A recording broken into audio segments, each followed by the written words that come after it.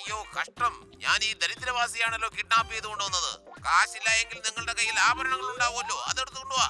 വേഗം വന്നു കഴിഞ്ഞാൽ വലിയ ജീവനോടെ തിരിച്ചു കിട്ടും നിങ്ങൾക്ക്.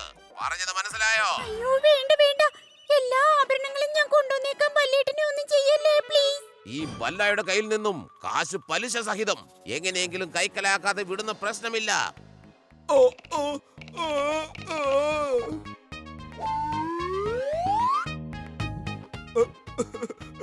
അതെ കിഡ്നാപ്പർ ചേട്ടാ, എന്തിനെങ്ങനെ പണം പാഴാക്കുന്നത്? പണം സൂക്ഷിച്ച് ചെലവാക്കണം, പാഴാക്കരുത്. പണം വർദ്ധിക്കാക്കിയതൊന്നും അല്ലല്ലോ. നിങ്ങൾ ഈ ശിങ്കടികൾക്ക് മട്ടന് ചിക്കനും ഇങ്ങനെ വാങ്ങി കൊടുത്താല് അവരെ തിന്ന് കുഴി വടിയന്മാരാവും, പണിയെടുക്കൂല. പിന്നെ ഒന്ന് ആലോചിച്ച് നോക്ക്, ഒരു ദിവസത്തെ ചിക്കന് മാത്രം എന്തുമാത്രം കാശാ ചെലവാക്കുന്നത്. ഒരു ദിവസം 1 കിലോയ്ക്ക് 480 രൂപ. അതിലേക്ക് ഉള്ളി, തക്കാളി, മല്ലി, മുളക്, ഉപ്പ്, ഇതിനുള്ള കാശ് വേറെയും. ഒരു ദിവസം തന്നെ ഇത്രയാണെങ്കിൽ ഒരു വർഷത്തേക്ക് എത്രയാകും? ഒന്ന് ആലോചിച്ച് നോക്ക്, 10 വർഷത്തേക്ക് എത്രയാവും? ഇതിനെക്കുറിച്ച് ഞാൻ ഇതുവരെ ചിന്തിച്ചിട്ടില്ലല്ലോ. 10 വർഷം കൊണ്ട് കോടികൾ ലാഭിക്കാമല്ലോ. അപ്പൊ ആ 3 പേരും ഭക്ഷണമൊക്കെ തിരിച്ചതാ. അതെ, ആ പ്ലേറ്റിംഗ് തന്നെ. അയ്യോ, നിങ്ങൾ കണ്ടില്ല സാർ, സാറിന് ഞാൻ എത്ര ലാഭം ഉണ്ടാക്കി തന്നെന്ന്. ശരി, എന്നെ വേഗം അഴിച്ചുവിട്. ഒന്ന് നിർത്തണോ? തന്നെ വിടണമെന്നുണ്ടെങ്കിൽ ആഭരണം കിട്ടിയേ മതിയാവൂ.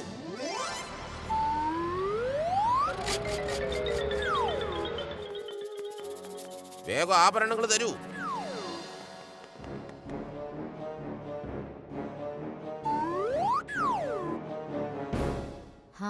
ഇവരുടെ ഷൂസിൽ എങ്ങനെയാ പെയിന്റ് ആയത്? ഇതാ ഗംഗാ പെയിന്ററിന്റെ ആളുകളാണോ? എടോ, ഈ ആഭരണങ്ങൾ സ്വർണ്ണമാണോന്ന് ചെക്ക് ചെയ്ത് നോക്ക്. കാരണം ഈ പിശുക്കന്മാരെ നമുക്ക് വിശ്വസിക്കാനേ പറ്റില്ല. എടീ പൊമ്മി, നീ എന്തിനാ ആഭരണങ്ങളൊക്കെ കൊടുക്കുന്നത്? പണം എന്താ മരത്തിൽ കായ്ക്കുന്നതാണോ?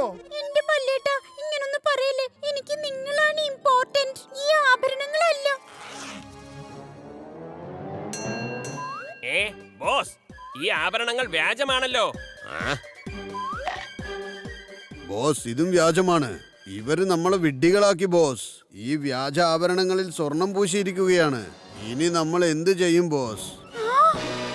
അപ്പൊ ഇത്രയും കാലം എന്നെ വഞ്ചിക്കുകയായിരുന്നല്ലേ? ഈ വ്യാജ സ്വർണ്ണാഭരണങ്ങളാണോ നിങ്ങൾ സമ്മാനമായി എനിക്ക് കൊണ്ടു തന്നത്? എന്റെ പമ്മി, മെലോഡ്രാമ നിർത്തുന്നുണ്ടോ? ഇന്നത്തെ കാലത്ത് സ്വർണ്ണാഭരണങ്ങളൊക്കെ അണിഞ്ഞ് നടക്കുന്നത് വലിയ ആപത്താണ്. അയ്യോ, ടെൻഷൻ ഒന്നും വേണ്ട, എല്ലാം നടക്കും. B positive. ഉഗ്രൻ 2 സവാള ലഞ്ചിന്, ഡിന്നറിനും 2, പിന്നെ ബ്രേക്ക്ഫാസ്റ്റിന് പോയി.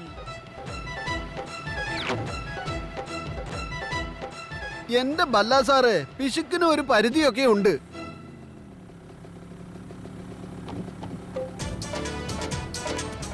എടാ നിക്കടാ, കണാര സവോള കള്ള, നിന്നെ ഞാൻ വിടില്ല. പോലീസ് മേഡം, ഈ ഓണിയൻ പെർഫ്യൂം എൻജോയ് ചെയ്തോളൂ. പിടിച്ചോ. അയ്യോ അയ്യോ, എന്റെ കണ്ണ് കണാര ബഹദൂറെ, ജീപ്പ് നിർത്ത്.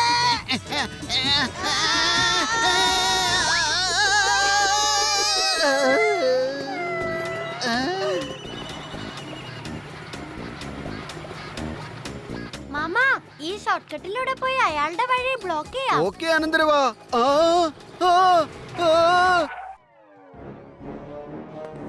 സൂത്രക്കാരൻ കള്ള, മര്യാദയ്ക്ക് കീഴടങ്ങുന്നതാ നല്ലത്. എടാ അനന്തരവാ, ഈ ട്രക്കിലുള്ള മുഴുവൻ സവാളയും ഞാൻ നിനക്ക് തരാം. പക്ഷെ എന്നെ വിട്ടേക്കണം. പോലീസ് മാഡം ഇപ്പോഴെങ്ങ് എത്തും. കൈപൊക്കി അനങ്ങാതെ നിന്നോ. അങ്ങനെയാണെങ്കിൽ പോലീസ് മാഡം വരുന്നതിന് മുമ്പ് നിങ്ങൾ തന്നെ ഈ കൈകളിൽ വിലങ്ങ് വെച്ചോളൂ. വേഗം വിലങ്ങ് വെച്ചോ.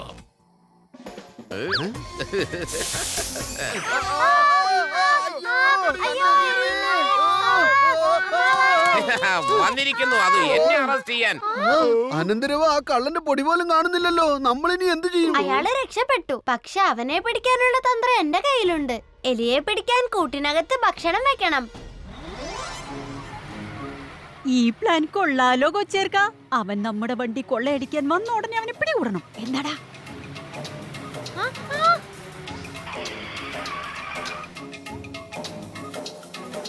എന്റെ ദൈവമേ, ഇത് എന്തൊരു തലവേദനയാണോ? വഴി ബ്ലോക്ക് ചെയ്തിട്ടാണല്ലോ നീപ്പ് കണാരന്റെ. കേടുവന്നെന്ന് തോന്നുന്നു. പ്ലീസ് ഒന്ന് കൈവച്ചാൽ സൈഡിലേക്ക് നീക്കി നിർത്താം.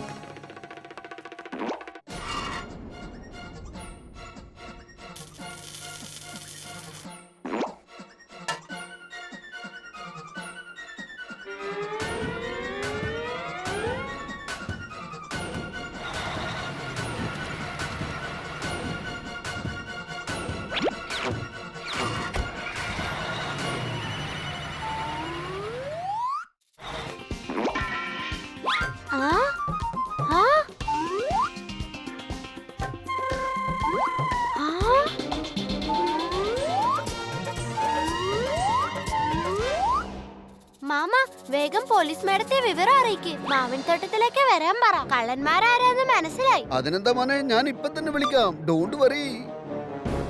മാഡം, ഇവിടെ സിഗ്നൽ വരുന്നില്ലല്ലോ.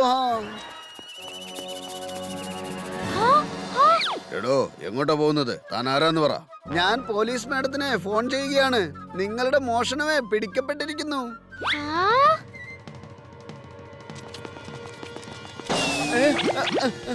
അതെ അനന്തരവോ, നീ ഓടി രക്ഷപ്പെട്ടോ. ഇവരുടെ കാര്യം ഞാൻ നോക്കിക്കോളാം.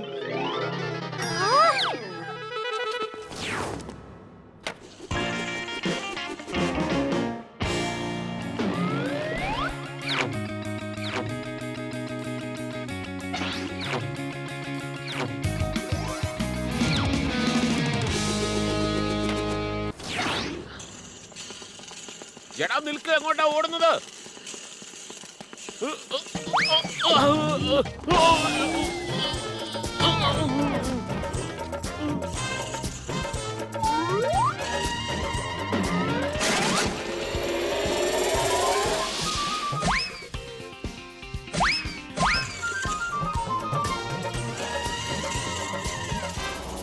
അവനെ പിടിക്കൂ, രക്ഷപ്പെടാൻ അനുവദിക്കരുത്.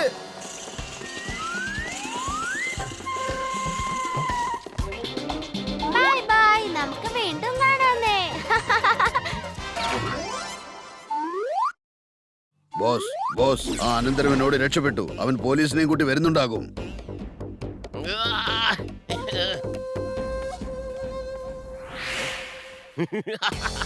കാട്ടിൽ നൃത്തം ചെയ്യുന്ന മയിലിനെയും നഗരത്തിലെ സൂത്രക്കാരനായ കള്ളനെയും ആർക്കും പിടിക്കാൻ കഴിയില്ല.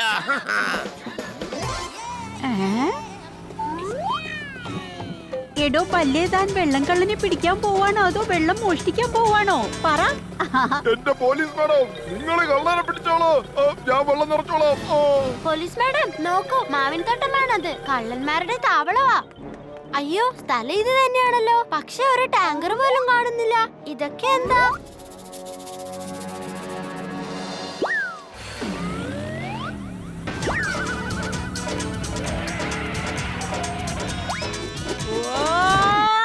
ഓലക്കയുടെ മൂട് പോലീസ് കൃത്യസമയത്ത് എത്തില്ലെന്ന് ആരാടാ പറഞ്ഞത്? പറയടാ. നിയമത്തിന്റെ കുരുക്കിൽ നിന്നും പോലീസിന്റെ തൊഴിയിൽ നിന്നും ആർക്കും രക്ഷയില്ല.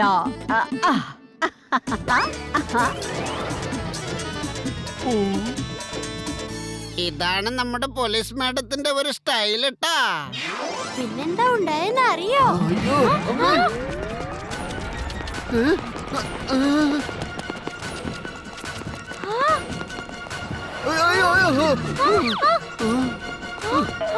അല്ല, നിങ്ങൾ എന്തിനാ ഓടുന്നേ? അറിഞ്ഞില്ലേ, ഫണ്ടൂസ് നഗറിൽ എണ്ണക്കിണർ കണ്ടെത്തി. എന്ത് എണ്ണക്കിണറോ? ആരുടെ സ്ഥലത്തായിരിക്കും? എടോ DJ, ഇതാ നമ്മൾ എണ്ണക്കിണർ കണ്ടുപിടിച്ചു. മിസ്റ്റർ ബല്ല, പണം ഇനി ഒഴുകി വരും. നിങ്ങളൊരു കോടീശ്വരനാവാൻ പോകുന്നു. എനിക്ക് സന്തോഷമായ എന്റെ ഭാഗ്യനക്ഷത്രം തെളിഞ്ഞേ. ഒരു മിനിറ്റ് നിൽക്കൂ. ഇനി അങ്ങോട്ട് നിങ്ങൾ 1 കോടി ചിലവാക്കേണ്ടി വരും.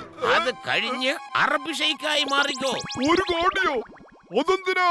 അതുപോലെ നിങ്ങൾക്കറിയില്ലേ, എണ്ണക്കിണർ കുഴിക്കണമെങ്കിൽ അയൽ ഗ്രാമങ്ങളിൽ നിന്നും മെഷീനുകൾ കൊണ്ടുവരണം. തൊഴിലാളികളും എഞ്ചിനീയറും വേണം. ഇതിനെല്ലാം കൂടി 1 കോടി രൂപ ആകത്തില്ലയോ? 1 കോടിയോ? ഞാനൊരു സാധാരണക്കാരനാണ്. എന്റെ ചേട്ടാ, പണ്ട് ഞങ്ങളും നിങ്ങളെപ്പോലെ സാധാരണക്കാരനായിരുന്നു. പിന്നെ എണ്ണക്കിണർ കുഴിച്ചതിന് ശേഷമാണ് ഞങ്ങൾ അറബികളായത്. ഇങ്ങനൊരു അവസരം എപ്പോഴും ലഭിച്ചോളണമെന്നില്ല. കേൾക്കൂ, ഈ പ്രദേശത്ത് എണ്ണക്കിണറുണ്ടെന്ന് ഞങ്ങൾ എങ്ങനെ വിശ്വസിക്കും? വിശ്വസിക്കണോ വേണ്ടയോ എന്ന് നിങ്ങൾ തീരുമാനിക്ക്. എന്താ അങ്ങനെ പറഞ്ഞത്? JD സാറിന്റെ ലോക്കറ്റ് ഒരിക്കലും കള്ളം പറയത്തില്ല. എന്നാ ശരി, ഞങ്ങളുടെ കോച്ചിയങ്ങളുടെ ഗാഡ്ജറ്റ് ഒരിക്കലും കള്ളം പറയില്ല. ഭൂമിക്കടിയിലെ എണ്ണ കണ്ടുപിടിക്കുന്ന ഒരു ഉഗ്രൻ ഗാഡ്ജറ്റ് അദ്ദേഹം നിർമ്മിച്ചിട്ടുണ്ട്. ഒരല്പം ശ്രമിച്ചാൽ വെള്ളവും എണ്ണയും തെളിഞ്ഞു കാണാൻ പറ്റും.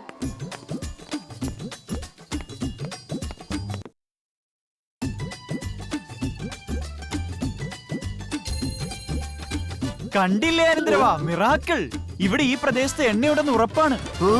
വെല്ലാങ്കൾ അങ്ങനെ സംഭവിക്കില്ല. നമ്മുടെ പ്രദേശത്ത് എണ്ണക്കിണർ കാണില്ല. എടാ, ഞാനൊരു അറബി ഷെയ്ഖാവുന്നതിൽ നിനക്കെന്താണ് അത്ര അസൂയ? കണ്ടില്ലേ, ഇതിന്റെ പേരാണ് കടുവെ പിടിച്ച കിടുവ.